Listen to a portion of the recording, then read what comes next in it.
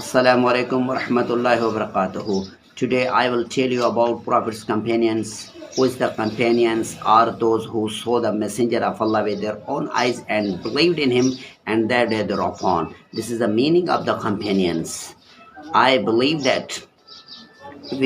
that after Prophet that the greatest men in the world are the companions of the Prophet. I mean people of the Prophet's household and other believers. And we believe that all people believed in the Prophet.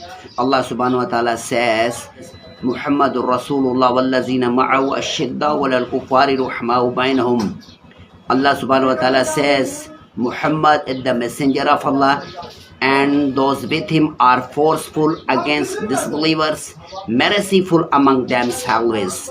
This is the meaning of the companions. But few people disagree with the Prophet's companions, and all